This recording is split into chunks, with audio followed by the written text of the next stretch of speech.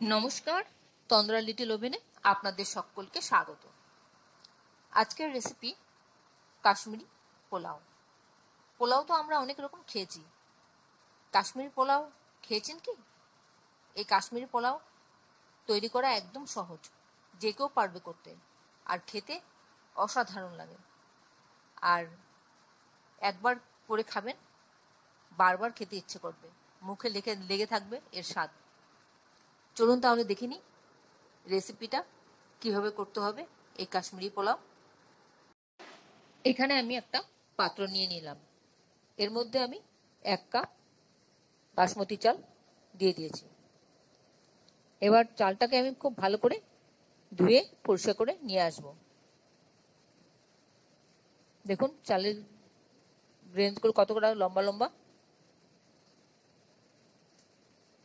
আমি চালটা ভালো করে ধুয়ে পরিষ্কার করে নিয়ে এসেছি।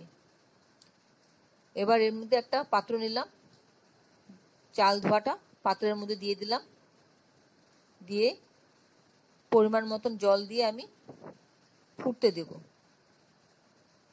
মানে ভাতটা আমি তৈরি করে নিচ্ছি সবার আগে। ওভেনে বসিয়ে দিলাম, দিয়ে ঢেকে দিলাম। ভাতটা আমার তৈরি হয়ে গেছে। এই ভাতের মধ্যে আমি 1 চা চামচ নুন আর 1 চা চামচ চিনি দিয়ে মিশিয়ে ছড়িয়ে দিয়েছি থালার মধ্যে, যাতে ওভারকুক না হয়। আবার এখানে 1/2 কাপ দুধের মধ্যে উষ্ণ গরম দুধের মধ্যে আমি জাফরান ভিজিয়ে রেখেছি 7-8টা স্প্রিং দিয়ে। আর এখানে আছে কিশমিশ, কাজু,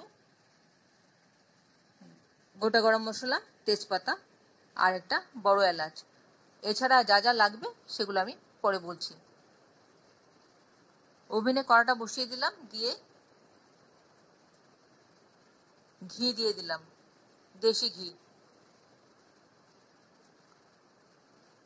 ঘিটা দিয়ে কাজুগুলি প্রথমে হালকা করে ভেজে তুলে নিচ্ছি।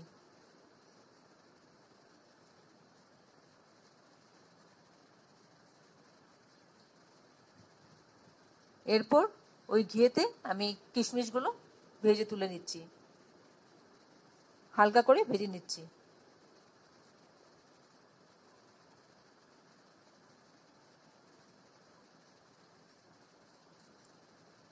এরপর আমি এর মধ্যে দিয়ে দিলাম একটা বড় এলাচ ফাটিয়ে দিয়ে দিলাম, আর দিলাম গরম মশলা, গোটা গরম মশলা, এলাচ, লবঙ্গ, দারচিনি।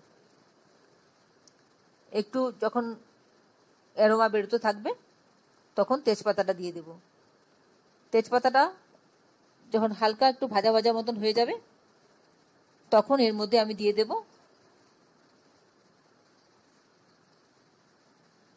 ভাতটা আমি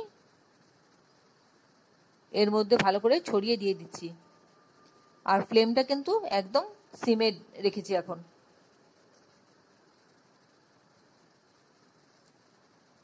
এবার সবটা ভালো করে একটু মিশিয়ে নিচ্ছি। এই মুহূর্তে আপনারা কে কোথা থেকে আমার এই রেসিপিটা দেখছেন প্লিজ একটু কমেন্ট বক্সে কমেন্ট করবেন, আমার তাহলে খুব ভালো লাগবে। আর নতুন কোনো বন্ধু প্রথমবার আমার চ্যানেলটাকে দেখে থাকলে আপনাকে একটা বিগ হাগ জানাচ্ছি। চ্যানেলটাকে সাবস্ক্রাইব করে নেওয়ার জন্য অনুরোধ রইল, পাশে বেল আইকনটা অ্যাক্টিভেট করে নেবেন, যাতে পরবর্তী আমার সমস্ত রেসিপির নোটিফিকেশন সবার আগে আপনার কাছে এসে পৌঁছয়। আর আপনি যদি ফেসবুক থেকে দেখে থাকেন তাহলে ফলো অপশনটা ক্লিক করবেন আর একটা লাইক দেবেন, তাহলে আপনি আমার সাথে জুড়ে যাবেন। আপনি আমার সাথে জুড়ে গেলে আমার সমস্ত রেসিপির নোটিফিকেশন সবার আগে আপনার কাছে এসে পৌঁছবে। আমি এর মধ্যে আরও 1 চা চামচ নুন দিলাম, লবণ, আর 1 চা চামচ চিনি দিলাম।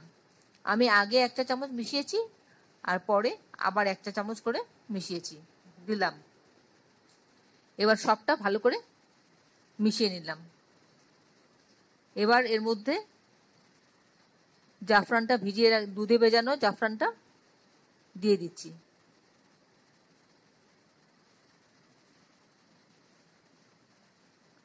দিয়ে ভালো করে সবটা মিশিয়ে নিচ্ছি। এই পোলাওটা তৈরি করা একদম সহজ, যে কেউ পারবে করতে। আর খেতে কিন্তু অসাধারণ লাগে। কত ভালো ভালো জিনিস পড়ছে বলুন তো এর মধ্যে, কি সুন্দর গন্ধ। প্রত্যেকটা জিনিসের অসাধারণ গন্ধ।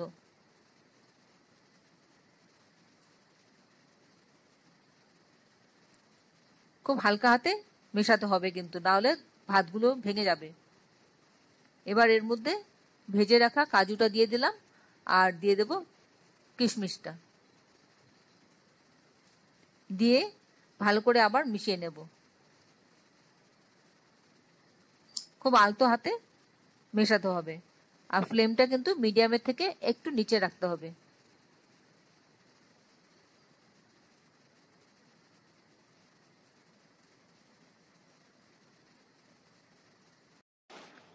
আপনারা যারা এখনো পর্যন্ত আমার চ্যানেলটাকে সাবস্ক্রাইব করেননি, ঝটপট সাবস্ক্রাইব করে নিন। আপনাদেরকে আমাদের মাঝে দেখতে পেলে আমাদের খুব ভালো লাগবে। এইভাবে ভালো করে মিশিয়ে নেবার পর এর মধ্যে আমি এখন দেব আনারসের টুকরো। এই আনারসগুলি আমি ফ্রেশ আনারস ব্যবহার করেছি, তাই একটু চিনির জলের মধ্যে দিয়ে ফুটিয়ে নিয়েছি। আর দিয়েছি আনার দানা। আর আপনি যদি টিন আনারস ব্যবহার করেন তাহলে আর ফুটিয়ে নেবার প্রশ্ন আসে না, দরকার হবে না। এবার আনার দানা আর আনারসটা খুব ভালো করে মিশিয়ে নিচ্ছি। রান্নাটা কিন্তু আমার অলমোস্ট হয়ে এসছে, আর একটুখানি বাকি আছে। এবার আমি এর মধ্যে দিয়ে দেব জায়ফলের গুঁড়ো। জায়ফল আমি একটুখানি নিয়ে সেটাকে গ্রেট করে দিয়ে দিচ্ছি। জায়ফল কিন্তু খুব বেশি দেবেন না, তাহলে খুব উগ্র গন্ধ হয়ে যাবে। হালকা করে একটুখানি দিয়ে মিশিয়ে নেবেন, তাহলে হয়ে যাবে। এতক্ষণ ধৈর্য ধরে আমার এই রেসিপিটা দেখার জন্য আপনাদেরকে অসংখ্য অসংখ্য ধন্যবাদ। আপনারা সকলে ভালো থাকবেন, সুস্থ থাকবেন, ঈশ্বরের কাছে কামনা করি। আর এই ধরনের নতুন নতুন রেসিপি দেখতে আমার চ্যানেলটাকে সাবস্ক্রাইব করে নেবেন, পাশে বেল আইকনটা অ্যাক্টিভেট করে নেবেন, যাতে পরবর্তী আমার সমস্ত রেসিপির নোটিফিকেশন সবার আগে আপনার কাছে এসে পৌঁছয়। খুব ভালো করে মেশানো হয়ে গেলে আমি একটু স্ট্যান্ডিং টাইম দেব। স্ট্যান্ডিং টাইম দিয়ে আমি প্লেটিং করে নেব।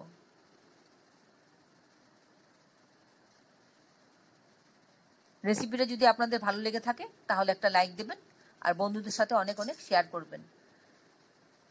একবার অবশ্যই আপনি ট্রাই করবেন এই রেসিপিটা। খেয়ে কেমন লাগলো কমেন্টসে জানাতে ভুলবেন না। আমি আপনাদের কমেন্টসে অপেক্ষা করি। দেখুন কত সুন্দর লাগছে, কত কালারফুল হয়েছে পোলাওটা, খেতেও ততটা ভালো লাগবে। তাহলে ভিডিওটা আজকে এখানে শেষ করছি। আবার দেখা হবে আপনাদের সাথে পরবর্তী অন্য কোনো রেসিপিতে। ভালো থাকবেন সবাই, নিজের খেয়াল রাখবেন, পরিবারের খেয়াল রাখবেন। নমস্কার।